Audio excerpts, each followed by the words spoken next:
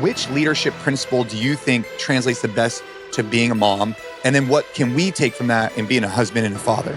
It's this mindset of extreme ownership. What does it actually mean to be a leader? A lot of people think that this idea, what makes a good leader is they're born with these qualities that make him that way. And I can just tell you from 10 years of working here, that's absolutely not true. What people don't realize is that if you get over that initial hesitation and you just create this instinct for ownership, it is so freeing and liberating. I love the fact that you said the word trust with your kids. The foundation of a relationship is mutual trust, listen, respect, and influence. So if we want our kids to trust us, we have to trust them.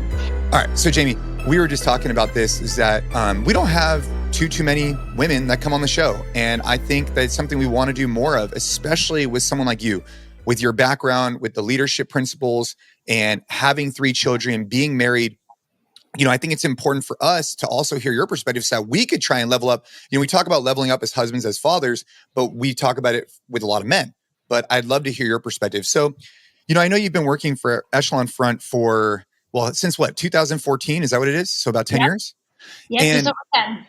So you were the first. So for those people listening who are unfamiliar with what Echelon Front does, perhaps you could give some background, because I particularly have gotten a lot of value from the different things you guys offer.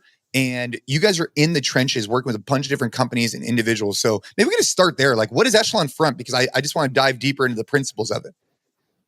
Yeah, for sure. Echelon Front, simply put, we're a leadership consultancy, and we help, whether it's individuals, teams, large organizations, companies, implement the leadership principles that were taught to us by our co-founders, Leif and Jocko, written in the book, Extreme Ownership, and all the follow-on works.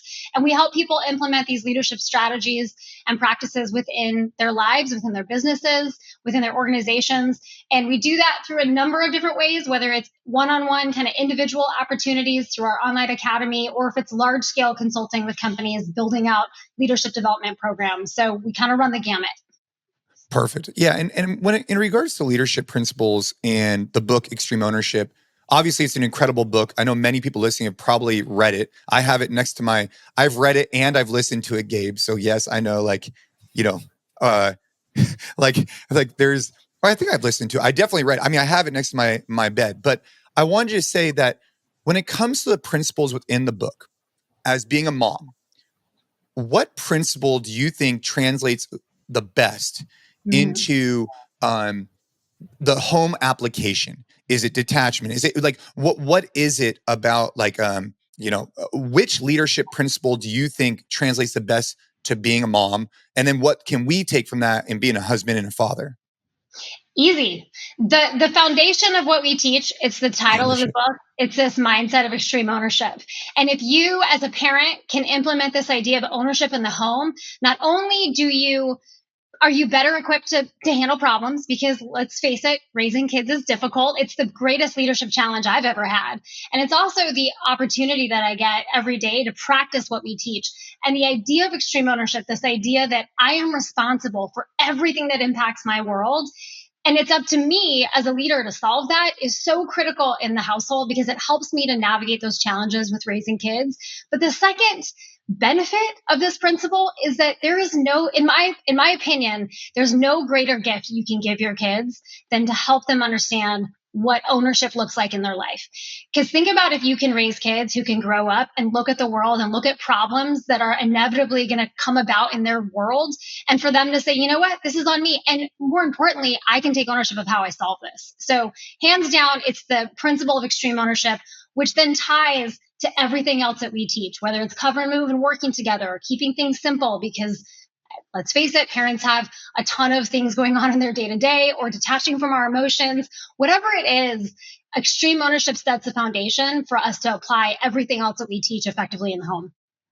Man, I remember we had a guest on the podcast. I think it was Chris Spieler, Jay, and we were asking him, like, what's the biggest piece of advice, or biggest thing that you've learned as a parent? And he said, being okay apologizing to your kids. And that's that line from a previous episode was the first thing that came up when you said that. And it's something where you always want your kids to apologize because obviously they're learning how to navigate the world and like, they're going to hit their siblings or do this and do that. But like, we're not perfect as parents. Like, I mean, I know I'm not. And at times when you mess up, like owning up and going up and apologizing to, one of the most important little beings in your life, I think is a big thing to do. And I know I've had to do it more so probably just to kind of instill the habit than them actually understanding, although you'd be surprised what a 2-year-old understands. That's been surprising to me, but that's been super important. Question for you, Jamie, is when you guys talk about leadership, I know that a lot of people's heads immediately goes to, you guys are consulting with, chief executives and people that like manage a team in the work setting. Obviously, Jason asked you about leadership and in family, but what does it actually mean to be a leader? And does that require a title? Does that require that there's people under you in any way? Or is it something that's like applicable to literally anyone? It's applicable to everyone. So we have 4 core beliefs at Echelon Front. The first is that everyone's a leader. So Jocko's definition of a leader very early on when we were trying to define this was basically any human being who interacts with other human beings. So if you fit that category, you're a leader.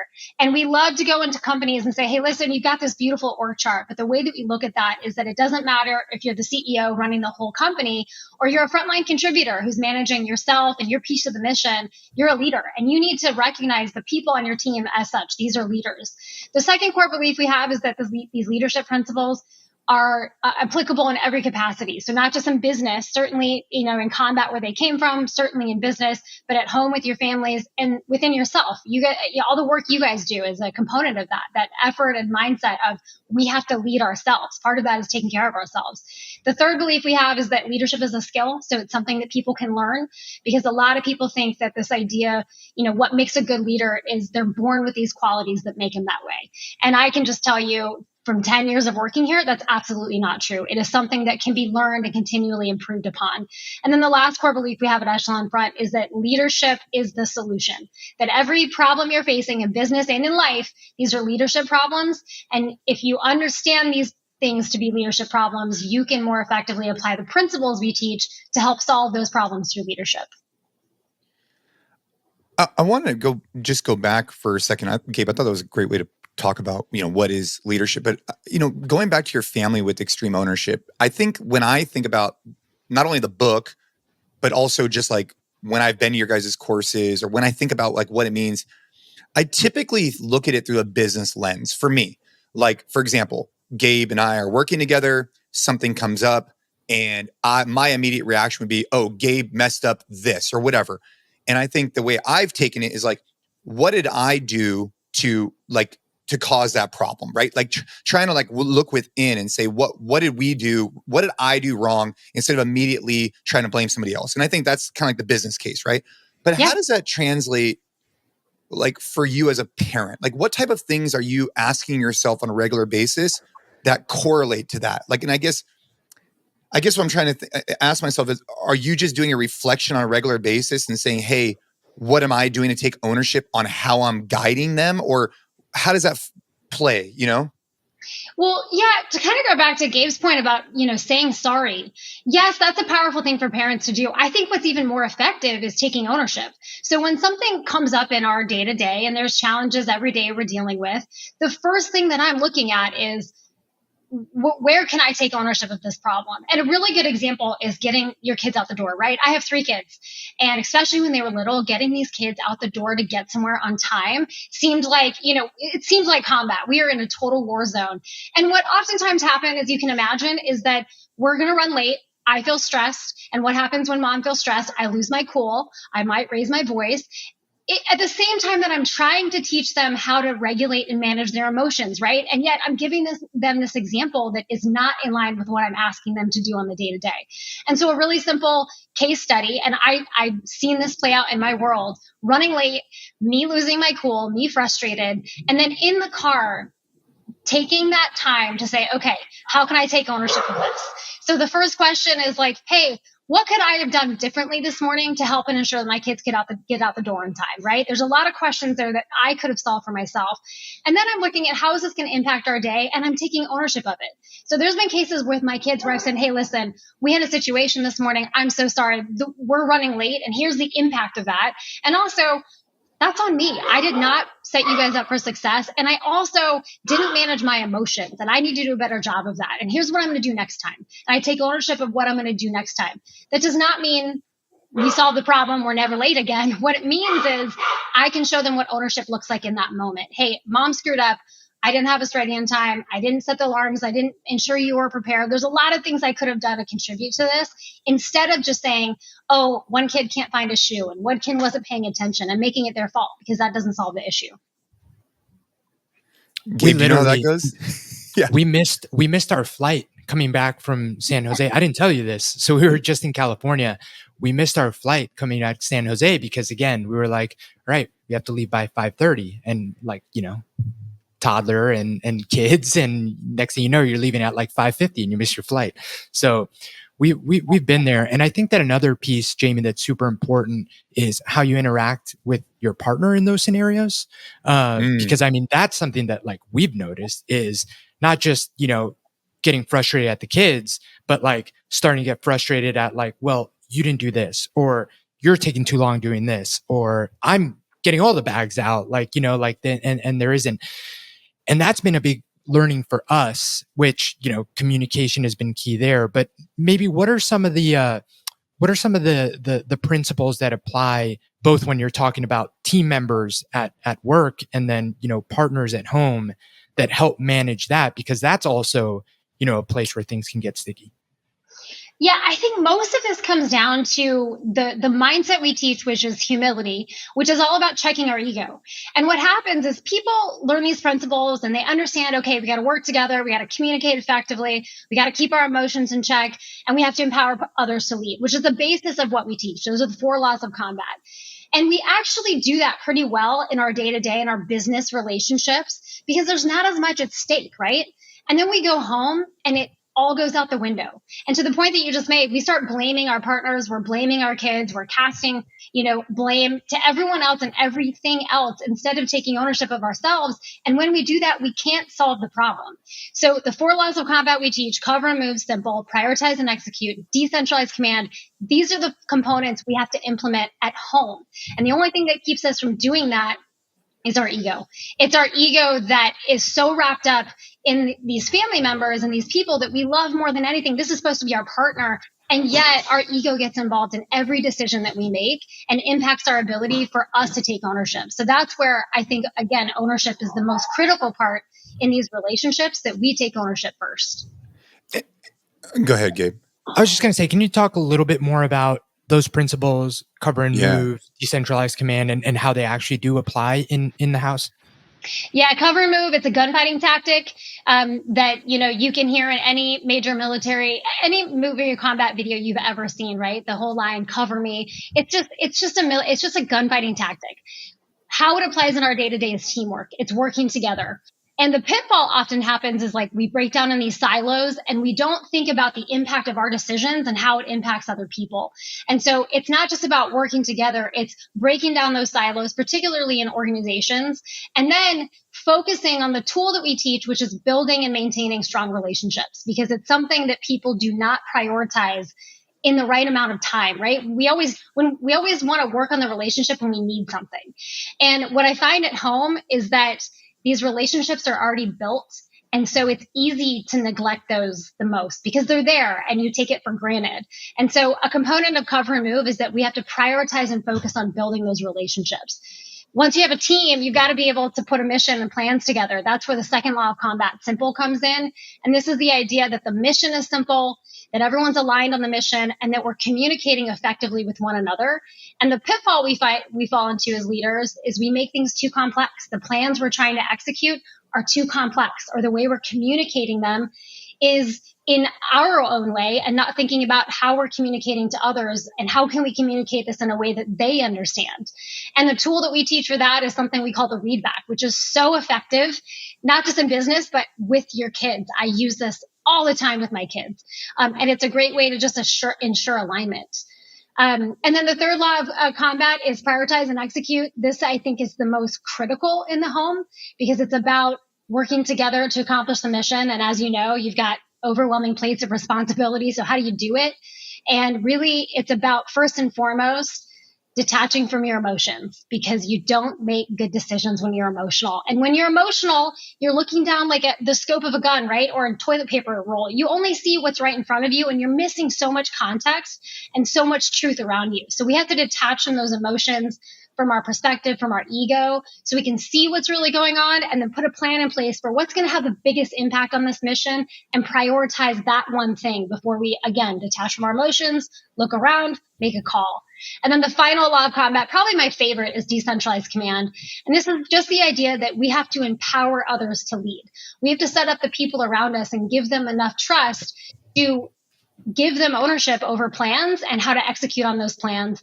This works amazing with kids. We take for granted how much our kids are capable of. So we have to give them ownership over their day-to-day, give them some control. And the more that we do that, the more that we create families and teams that are capable of solving problems, coming up with solutions, seizing initiatives, whatever it might be. And those are the 4 laws of combat that when activated together can help any team or any leader solve any problem they're facing. Man, the carryover, command. Yeah.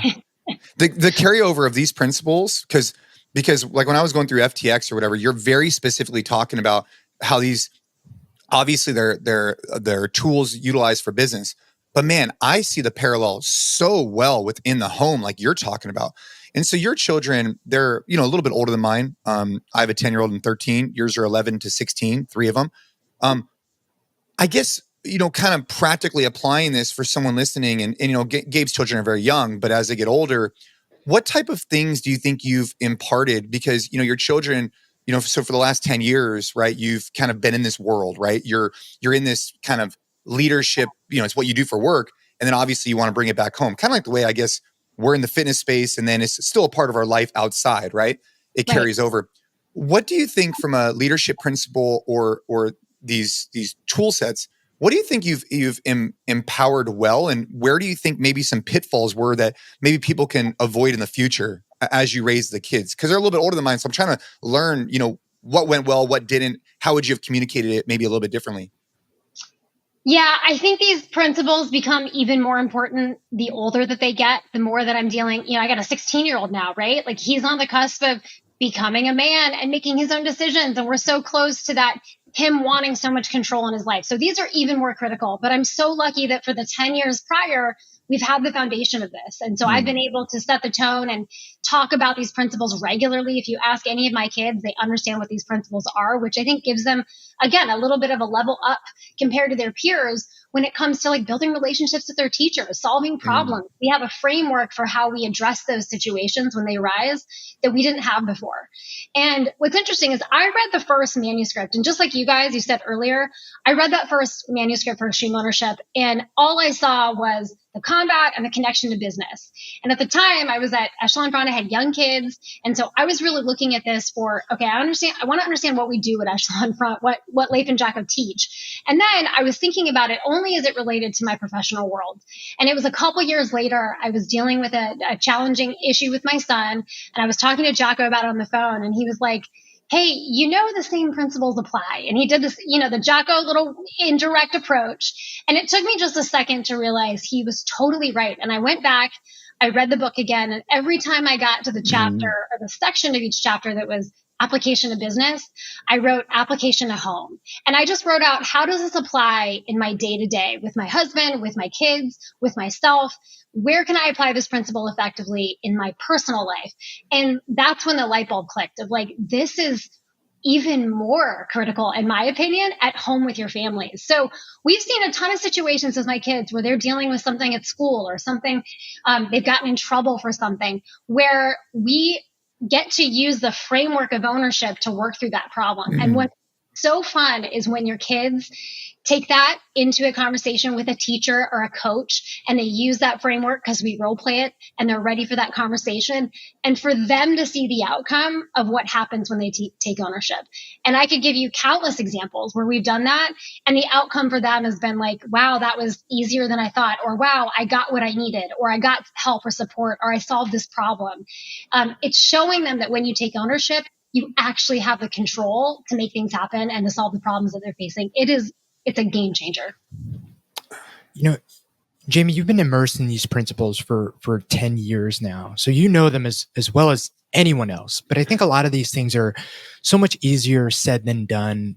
What has been the hardest thing for you in those 10 years to actually implement? Which is the toughest thing to I know I got to do this, but it's just so easy to do that.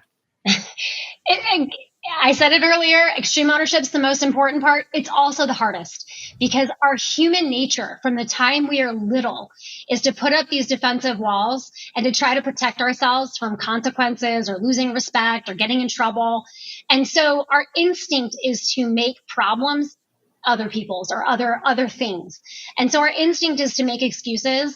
Our ego is trying to protect us, and our ego loves us so much. It will love us to death. It will cause friction in every relationship that we have. So the hardest part is subordinating your ego enough to recognize I can take ownership of this problem. Despite how I'm feeling about it, despite how I'm feeling wronged or the victim here, or this wasn't my fault. If I pull the thread, that thread always lands back to me. And there is something I could have done in this situation. There's something I did to potentially cause the situation. Or if I can't find that thread, what I can find is here's how I take ownership of solving this problem. And that is the hardest to do for me because I have to do it every day. Because every day I have to look at mistakes that my kids are making or things that are happening on our team or things that come up in my everyday. And I have to look at that in that mirror with my ego checked and say, man, this is my fault. That's the hardest part. What people don't realize is that if you get over that initial hesitation and you just create this instinct for ownership, it is so freeing and liberating because now I don't have the pain it used to cause to take ownership. I look at something and go, man, that's my fault. Let's go. Let's solve it. My take on it is so different after 10 years. Dude, I love that. I wanted to ask when it comes to extreme ownership and obviously, a part of the principles at Jocko and everyone that I know through Echelon Front, Jocko Fuel is all about being on the path. And part of the path and the gateway, in my opinion, to developing discipline and all kinds of things that just stem from it is fitness. And so, yep. I know that fitness plays a role in your life. Fitness also plays a role, I'm sure, with your husband, and I've seen it with your kids. So where do you think, how do you think that's evolved over time? Again, I'm looking at it like with a 16-year-old, you're ahead of me. What do you think from a fitness perspective? Did you lay the framework on that stemmed other things? And what have you done successfully there that other people can impart in their lives? Yeah, fitness has been a big part of our lives and our marriage and our family unit since, my husband and I got married. We got married and my husband started BUDS, the training to become a SEAL, 3 days later. So I got this very quick introduction to the Navy, but also he was going through BUDS. So a big part of his life is being fit. That was part of his job. He needed to be at his best. And he was really good at encouraging me and inviting me in that effort. I mean, he was doing CrossFit back before it was like a thing, right? So he would bring that home and we would work out together. And it was a great way for us to spend time as a young couple, working out together or going out on the beach for a run or whatever it might be. He was good at pushing, but not being too pushy. And the way that translated when we had kids is that we just started involving them. So we do a lot of family workouts. We have a lot of annual traditions at various times where we work out together as a family. We do a big workout in memory of friends of ours who have passed. We participate in all the, the Murph and all that stuff together as a family. And we've been doing that since the kids were really little. And when they were really little, we just made it fun. And now that they're older and they're outperforming me and can beat me in almost everything, we let them come up with workouts. We do morning workouts. My husband gets up most days with at least one or both of the boys, depending on what else they have going on that day, to work out before school. So it's a big component in our household in cultivating discipline because, as I mentioned, extreme ownership is the most important thing. A second right behind that is discipline. I want my kids to understand what discipline gives them in their life. And it's the freedom that Jocko talked about. So we do a lot together as a family. We make it fun. And I hope it's memories that my kids have later in their life of working out with a family and doing things like that and pushing other people. We've had a lot of fun bringing in friends that maybe don't do that as a part of their day to day and introducing them to that world of discipline and what it offers them. I'm curious your take, Jamie. This is something we've talked about on the podcast a lot, but getting your perspective might be a little bit different. Is some people listen to everything you just said, and that is incredible, but they almost feel like because I haven't done it with my kids for 10 years, like how do I start? Like how does someone start involving, whether it is their partner, that's a question we get a lot, or their kids, if it just hasn't been something, because and we have the depth reset that we're in now. So that might be a place to talk about that. But how do you just take that first step when it isn't something that now is just a part of your kids' lives, right? Yeah, I would say just do something. Like we started prioritizing something really important to me is sitting down together at a table and having dinner together.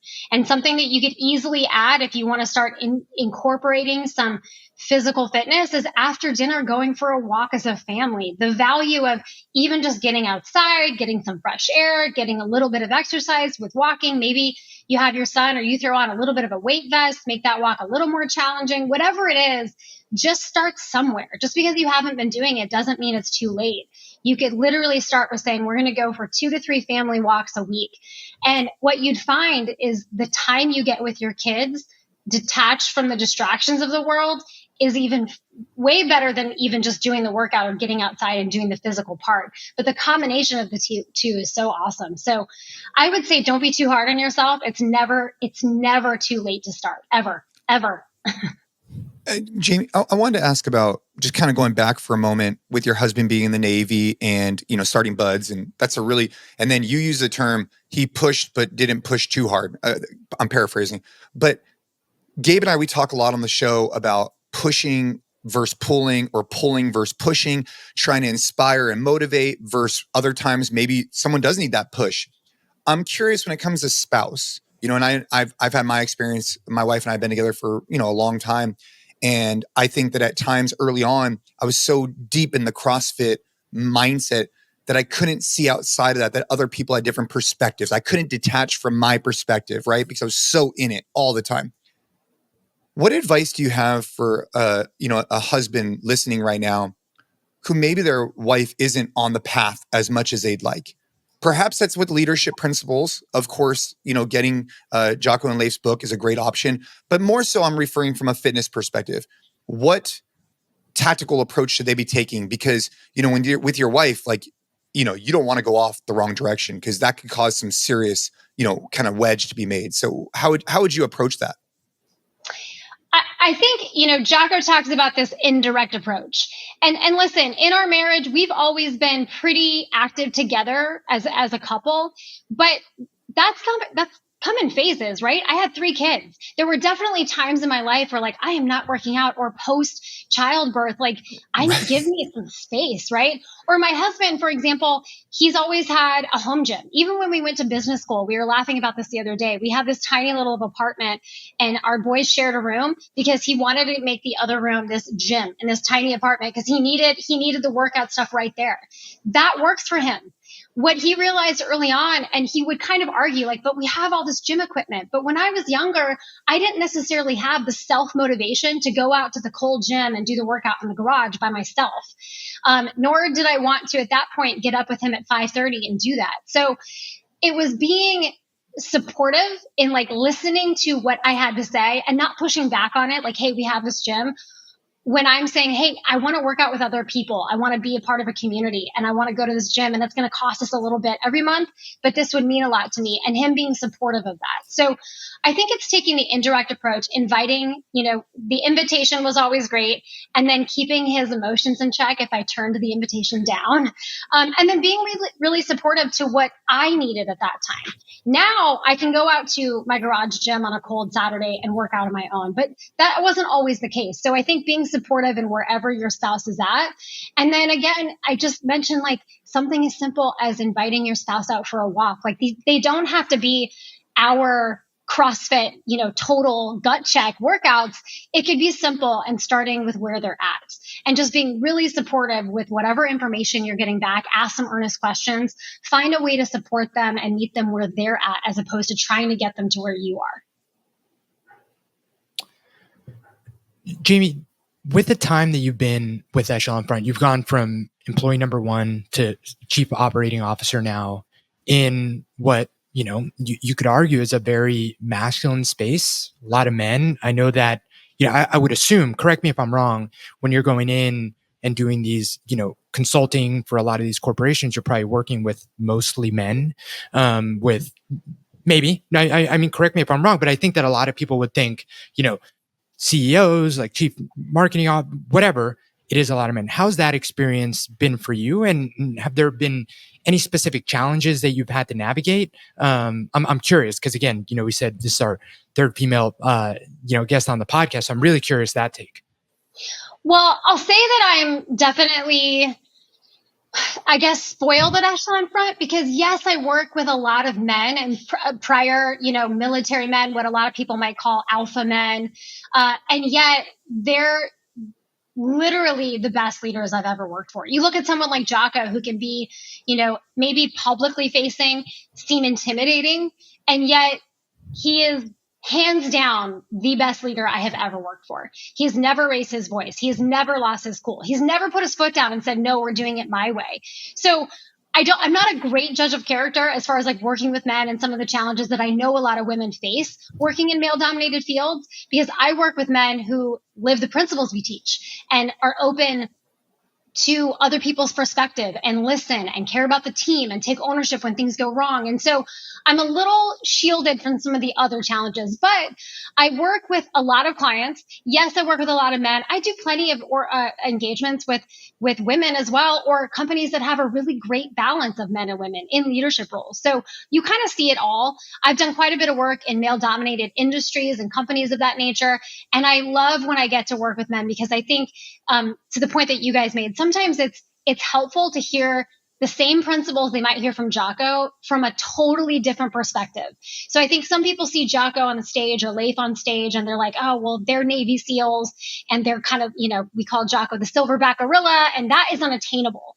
And then it's like, I come up and I'm very different. And it's like, well, listen, the same principles apply. And let me just talk to you about how these apply. I didn't serve in combat. So let me talk to you about my experience. So I think the added perspective is super helpful. And then I'll say, just a shout out to the women out there, the badass women in our network who are applying these principles and are huge contributors to our mission and our values of what we teach. We see that in the Women's Assembly and some of the work that we do specific to women. They're some of the best advocates of what we teach by far. So yes, I work with a lot of men. I work with a lot of women. And as I said earlier, these principles apply to all in every capacity. Our situations and circumstances might be different, but the answers and the solutions are absolutely still the same. I saw that the Women's Assembly this year was here in Texas in San Antonio. You guys had a great event. I'm assuming this is something relatively new compared to everything else that you guys have been doing, the muster and all that. What are the differences when you guys are putting on a women's only event and how you're presenting the information? Or is it literally the same? It's just this is for a women's only audience and there's obviously benefits to having that space. Or are there differences there that you guys are presenting, talking about, or is it pretty much the same? It's definitely different. It was 4 years ago. We had an intern here and she was a young intern and she was, brought to the table and said, hey, listen, I think we're missing out on teaching these principles to 50% of the population because we are not creating environment where some women, not all women, some women don't necessarily see these as principles for them because of this combat heavy component. And so I said, okay, what do you have in mind? And she's like, what if we started just a monthly live webinar and we just made it for free. We made it for women and we taught the same principles, but we either eliminated the combat or we dialed it down. So we might talk about where it came from, but we're not going to hone in on the combat component. We're going to get to the principle, maybe give some other, examples when we're teaching these, like being a mom at home and so forth.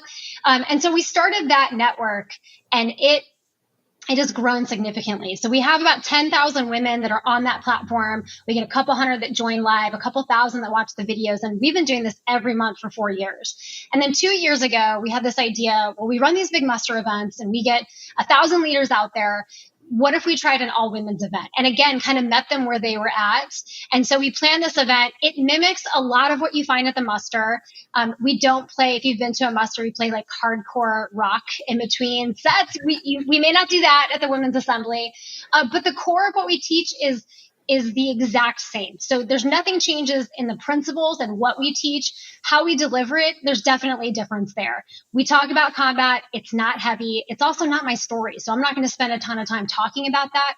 We give a little background, but then we get more into the practical application. The other big difference is that we bring in women in various capacities and other thought leaders to share their experiences in leadership that you may not find at the muster, where it's our 17 instructors delivering the content. So there's a lot more of that heavy combat component, even though we're focused on the leadership principles there as well. There's some slight changes, but overall it's very similar. It's just creating an environment where women want to come and participate and feel comfortable doing that, where the muster might be a little intimidating for them.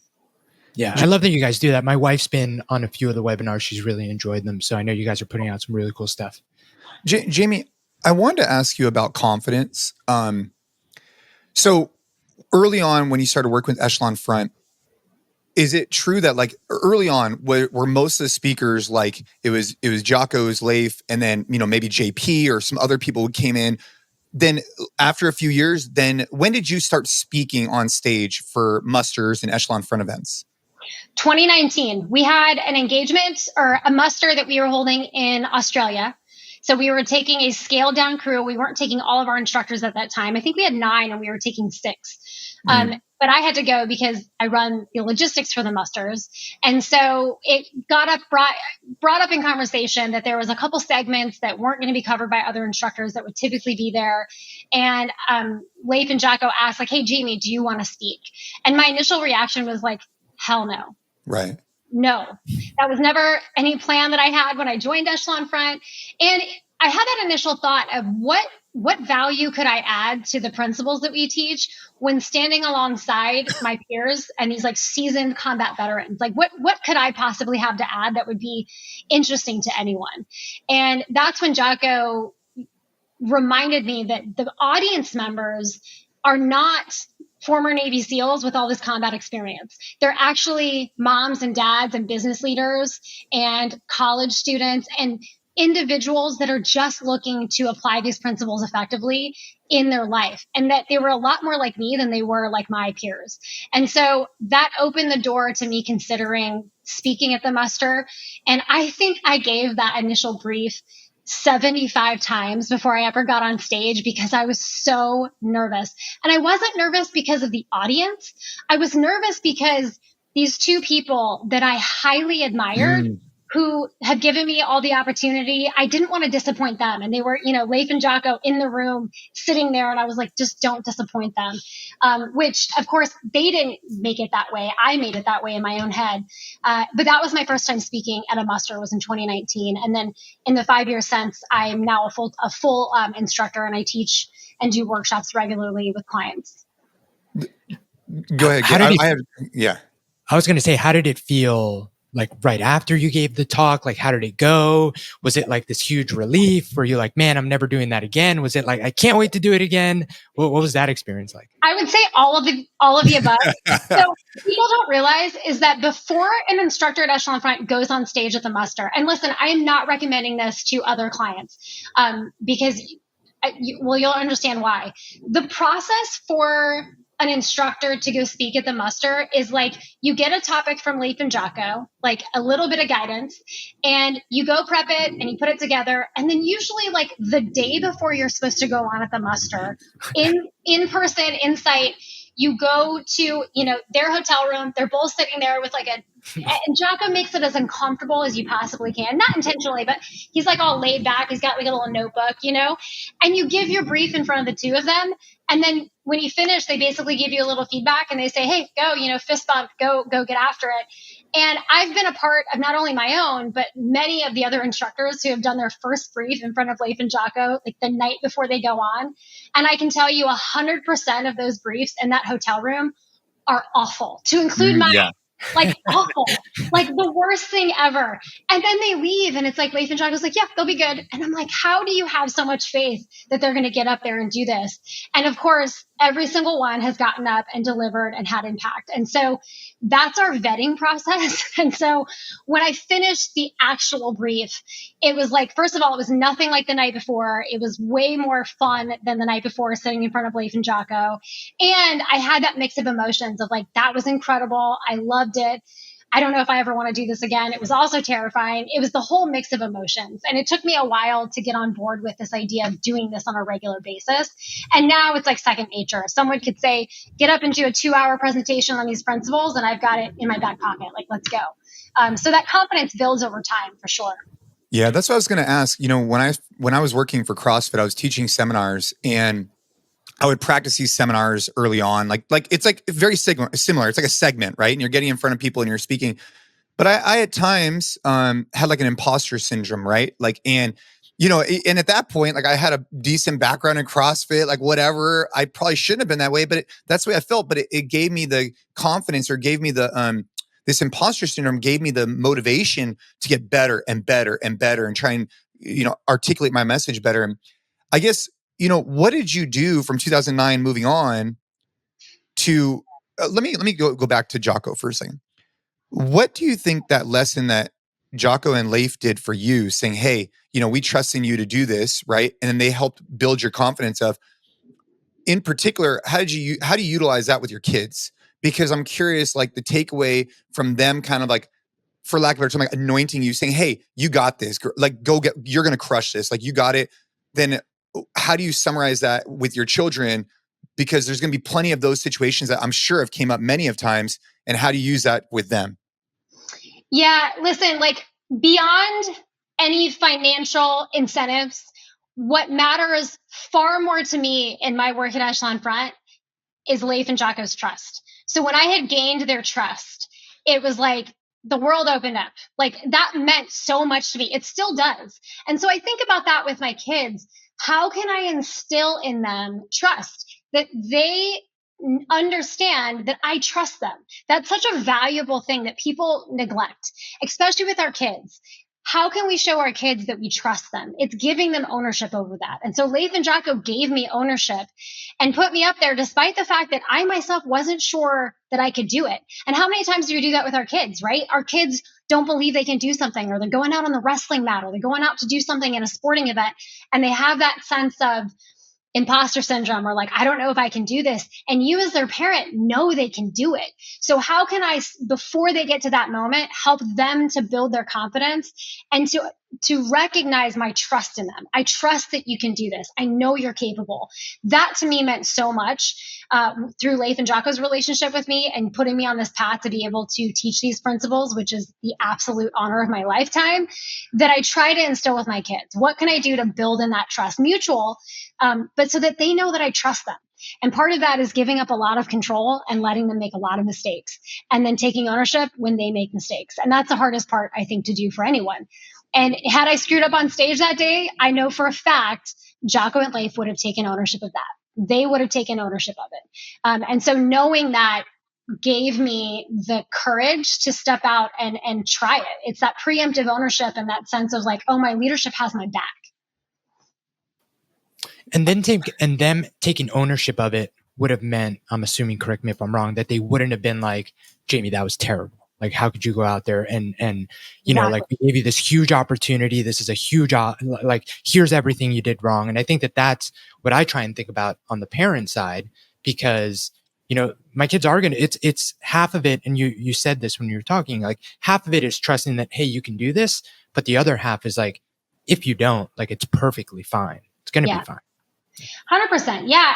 If I had bombed on stage, I know for a fact, Leif and Jocko would have said, hey, listen, that obviously didn't go well. That's on us. We didn't prepare you. We didn't schedule time to go through it with you. We knew that you could do this. We need to make sure we're doing A, B, and C. And not only that, they wouldn't have said, you're never going on stage again. They would have said, let's make sure that before next time, we get you ready and we get you prepared and we get you to where you need to be. And so knowing that and having that trust that they're going to take ownership and that mutual sense that they also know I'm going to take ownership. If I had bombed on stage, I would have said, hey, I didn't do a good job here. And they know that as well. That mutual trust is so critical in any relationship. It's the foundation of what those relationships are. I love the fact that you said the word trust with your kids. It definitely, I just picked up on that. There was a situation a couple of months ago, and that became like a factor in our house with our daughter. And I think I could do a better job, even just you mentioning it, like actually verbalizing it, like communicating it. I don't think I've done that very well. Like actually saying like, hey, we trust you, like, and a bunch of stuff, right? Like staying home, doing this, doing that. But I really appreciate you framing it that way, because that's something that I'm going to impart and try and work in, and that trust and confidence. So that's awesome. Just on that really quick. Yeah. And there's hours of training on this, but one of the core things we teach about building a relationship, which we have to build a relationship with our kids, by the way, it's not just intact because they're our kids. We have to actively build that.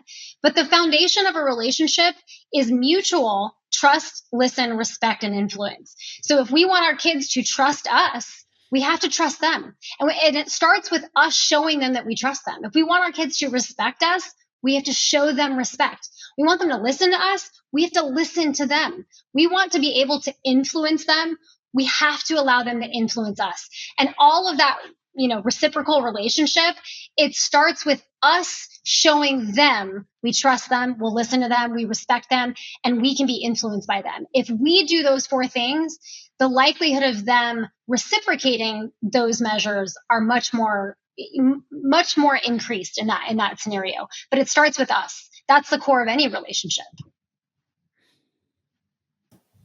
How has balancing family and career been for you over the 10 years? I know that that's something that a lot of people that listen to the show also, they send us questions, and it's obviously a challenge. How's that been for you, and what has been helpful to, succeed in both of those areas? I think it's recognizing first and foremost that nothing's ever going to be perfectly balanced, that you are always going to be a little bit out of balance. It's just that constant effort that when you get out of balance on one side, you make the effort to get closer to that center. And that means you maybe tip over on the other side, but you're constantly working at it. Mm-hmm. I have the benefit of working from home, which is wonderful with kids because it gives me some flexibility to be a part of things that they have going on in their day to day or school. But it also can be difficult because I get a call at 6:30 at night and I'm making dinner, and what's my instinct? Like, yeah, let me stop what I'm doing and help my teammate. So I have to be really disciplined in how I manage my time in order to balance it all. So getting up earlier to work out so that I can get that in even, in the midst of my day. Making sure that if I'm taking calls, I set boundaries for myself. Hey, when we sit down for dinner together at the table, my phone's going away and I'm not working and I'm going to focus on the family.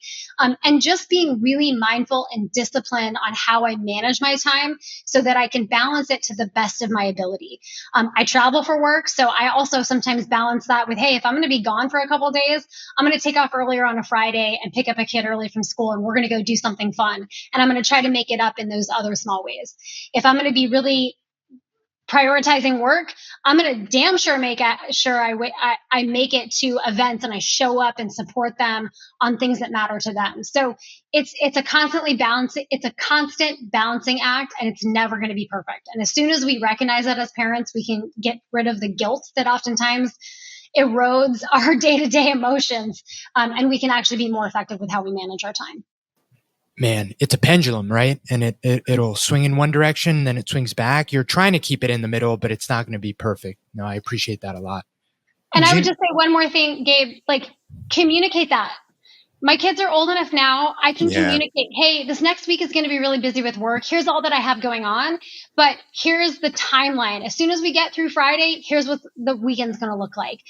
I can communicate with them and give them a little insight on what's going on. And they're old enough now to understand that. And that's another way that, again, I show them trust. I bring them into the process. So being honest with your kids is really key as well. You're hitting home for me a lot, only because my children are at similar ages to yours. And I think there's this stigma around raising children that's like, you're the parent, you're the leader, right? Of course. But then there's also like, and then they're like the kids, like they can't. But what I'm hearing from you, and I'm picking up, and I really appreciate, is that relationship side. But a relationship requires the things that you're talking about. Like, it can't just be like this one-sided thing. You got to learn from each other. You got to grow from each other, et cetera.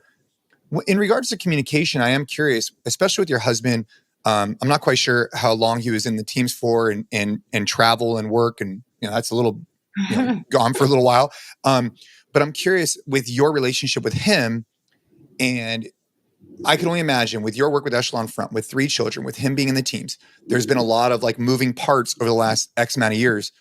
What types of things do you do with your relationship with him to kind of foster that sense of like having like a really good foundation that can build off of? Something that my wife and I do, we try and, set up reoccurring regular date nights and things like that. But I'm wondering if there's anything else outside of that, or if that's the thing that helps with that communication block so that you guys could show up as the leaders you want within the house. Yeah. So first off, I tell my kids now, the most important decision you're going to make in your life is who you choose to marry. And that is so critical. That will determine so much more of like the rest of your life.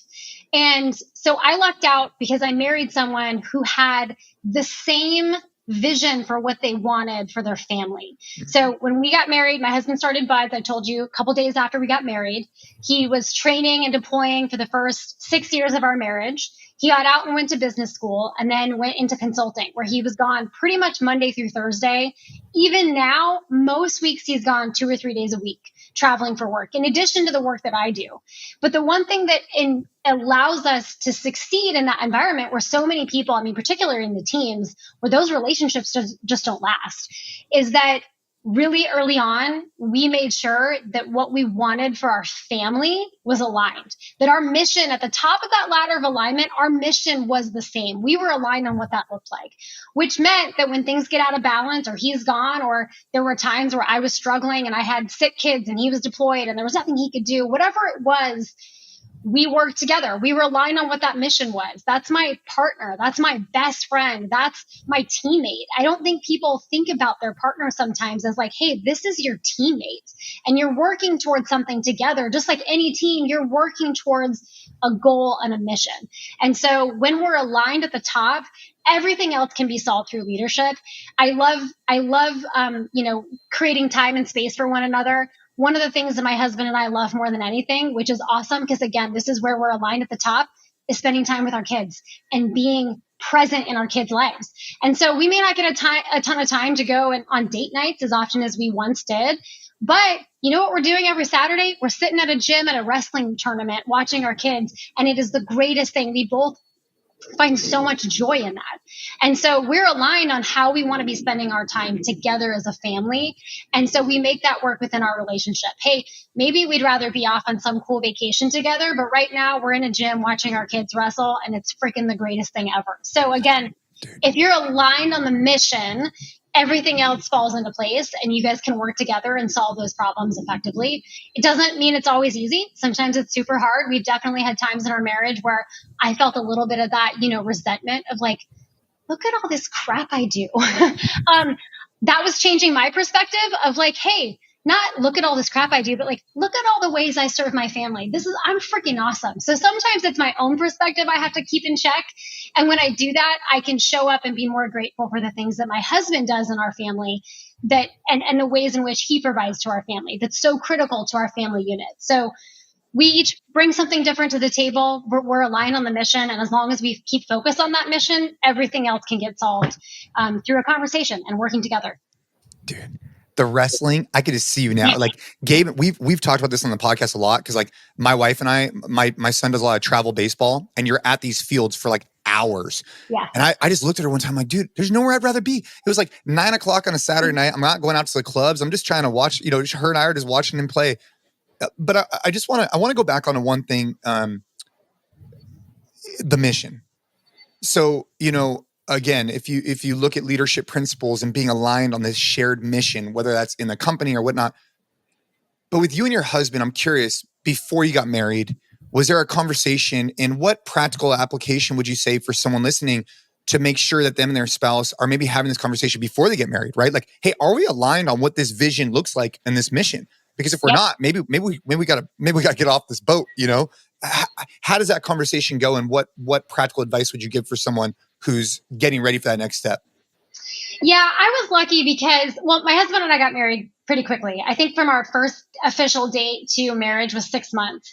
Part of that was prompted by the military. He had orders to Japan. So, it was a rapid courting session, but the benefit is I actually grew up with his younger sister. I didn't really know my husband that well. He was one of her 7 brothers. She's the youngest. And so I knew of him as one of her brothers, but we weren't really, I didn't know him very well. What I did know is so much about her family dynamics and their beliefs and their values as a family, because I grew up around his family. So I had a little bit of insight before getting married to him of what he grew up, what that belief system was created. If you don't have that, that history with their family, asking those earnest questions and ensuring alignment of what you want for your future is so critical before you make that decision. It's so critical. And those are things like, do you have the same religious beliefs? Do you have the same thoughts around the importance of marriage and what that marriage should look like and how you show up for each other? Do you have some of the same values and morals? One of the things, my husband doesn't drink alcohol, which is a crazy thing being a team guy, because he was probably the only guy on his entire team that didn't drink alcohol. But that was something right out the gate he was very upfront about. And I made a decision back when we got married that, okay, cool, I don't need to drink alcohol either. And now we've been married 18 years, coming on 19. And that was a decision we made together. That doesn't mean that if I had chosen something different, we may not be together, but aligning on those things and what we wanted for our family unit was so critical. I had the benefit of knowing his history and his family upbringing that gave me a lot of insight as to what he likely believed. But we also had those conversations going into it about, hey, do we want kids? How do we want to raise our kids? What are some of the things that we want for our family unit? What is that mission long term? And so we created that mission really early on, and every decision that we've had to make, whether it's moving cross country or taking a different job or leaving the military, we've always assessed it towards, okay, is this helping us to accomplish our mission? Or is it taking us away from what we really want for one another? So that alignment is so critical, and you need to do it before you ever say, I do at the altar. Jamie, are these conversations you're starting to have with your oldest son? And if so, I'm curious how those are going, because I know Jason's asked a lot of dads about daughters, but we've never been able to ask, a mom and how you're having those conversations with your son. Because I think everything you said is incredible advice. How easy is it to then pass that on to your son, and how is that received? How does that conversation go? Well, I think parents in general, whether, the mom or the dad, need to be careful about the lecture, right? Like telling your kids what they should believe in, telling your kids how they should feel about something. And a tactic that I have found to be so much more powerful is the tactic of earnest questions and allowing your kids to see the truth for themselves. So I'll give you an example. My oldest son had met somebody at a church camp that he had gone to last summer. And, they were texting, and we use Bark, which, by the way, I'm a huge advocate of. If you don't know what it is, look it up. Bark is an incredible service. But anyways, we use Bark.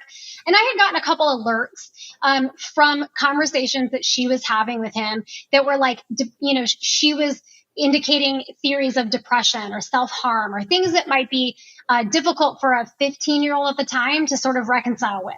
And so my instinct as a mom is to say, hey, don't stop talking to her. She's crazy, right? But I know that that's not going to help, because he's met this girl. He's got a little crush. It's the first kind of little crush he's had. And so I had to really detach from my emotions and try to find a way to help him see the truth for himself. So that was earnest questions. Like, hey, I got this notification. Like, hey, tell me about this conversation. And he's telling me about this situation with this girl. And I'm like, well, how does that make you feel when she texts you these things like that? And he's like, well, I don't really know how to help. And I feel kind of like I don't have answers for her. And we would just continue that conversation until one day, he decides, hey, this isn't this isn't the kind of relationship I want to have with someone. It should be happy, and it shouldn't be riddled with, I'm crying all morning, or I feel depressed, or I feel anxiety, and all these things that she was dealing with. He realized that he wasn't old enough or capable enough to help her through that. And he, on his own volition, sort of ended that relationship or ended that friendship. And that was far more effective than me just saying, you can't talk to this girl anymore, she's crazy. But it took a lot of patience on my side to help him see it for himself. But that was one subtle way of like, hey, what do you want out of a girlfriend? Like, what do you want out of somebody that you're dating or seeing? Like, what kind of environment do you want? You know, and he gets to see me and my husband and his dad and the way we interact with each other. Hopefully that's setting a good example for him for hopefully what he wants in the future. So first of all, parents need to set that example to their kids. And second of all, we need to help them see it for themselves. So I found that indirect approach to be really critical with my kids, especially the older that they get, because what they really want as they get older is to make their own decisions and to not feel like mom and dad are making them for them. That's the hardest part because, like, as you know, I know what the right call is. I already know that, but I have to help him see it for himself. So that's been a fun transition as he's gotten to be 16. And how do we help him do that without just giving him the answers or trying to lecture him through a decision? It's just not going to work. Man. I see some parallels from a business perspective on that too, right? Like, you know, trying to like, you're not like, you're just kind of allowing them to make, you're allowing them, yeah, it might take more time and it requires more patience, but it'll stick and it'll be a good learning experience. And I think that that's a great example with the kids. I haven't heard of Bark. I don't know. We use something else. I'd have to look at what it is. But I think that obviously that must be like a software that tracks text and creates alerts based on whatnot. But I love that example, especially if your son being at 16. I love this entire conversation. Jamie, I think that what you're doing, what Echelon Front is doing is needed more. I think that you guys are really leading from the front. All of my interactions with anyone at Echelon Front, whether it's actually like in a business case or just through like jujitsu and it's just everything that I do with you guys, everybody always acts the part, you know, like always walks the walk, always tries to lead with compassion, with all the principles you guys talk about. So I just want to say thanks for doing something super, super cool. I'm really excited to be out at the muster in San Diego. And obviously the Def Reset is great for people to develop these habits. Now, Gabe, when this episode releases, we're going to be right in the middle of the Def Reset. Is that right? You're on mute, or your microphone's broken. Yeah, we'll be smack in the middle. So I think if anything, it's worth reminding people that this might be the time where you're past the excitement of, hey, I signed up for this. I'm gung-ho about these 8 habits. I'm doing everything. You know, I think the advice here when we're 17 days into January is these are going to be habits that you build if you stick to it once the excitement wears off. So that is the reminder that I would give people. But yeah, we're 17 days in when this comes out. Okay, perfect. And Jamie, for people like for the muster, I mean, the best place to go is obviously your guys' website. But do you think by this point in time, are those events normally sold out way in advance, or do you think they might still be able to jump in on the San Diego event? Oh, yeah, for sure. Usually about 6 weeks out, we start to see tickets. You know, we've got a couple left. But we always hold a few in our back pocket. So if you're seeing this on the 17th and you want in and we're sold out, shoot our inquiries at Echelon Front an email, and we'll see what we can do to take care of you. But not too far out at that point. That first event in San Diego is in February, and then we have one coming up in April in Nashville, or in San Antonio. So there's options for next year if you don't get into San Diego. We've got 2 other musters events next year as well. Yeah. So if you've been listening to this episode, I mean, I've gotten a ton. I mean, I absolutely really enjoyed this from a personal perspective. And obviously these lessons carry over into business. But if you guys want to dive deeper into all of these principles, you know, Jocko and Leif have multiple books out. You know, Extreme Ownership obviously is a New York Times bestseller in this and bestseller in that. And it absolutely crushes it. So make sure to go check out that book. Check out everything that Echelon Front has to offer. And I'm going to be actually participating in the muster in San Diego. So if you guys are listening, you want to come join me in that muster. And if they're sold out by then, please reach out to them. But Jamie, is the best place to go? Where's the best place to go for them to find out more information about all of your events? echelonfront.com. And if you want to know about events for individuals and small groups, there's a tab right at the top that says events. It outlines all the different things that we offer, from the musters to the councils to the battlefields to the FTX, which I know you did. Lots of really great opportunities for individuals, teams, and organizations. You can find it all there.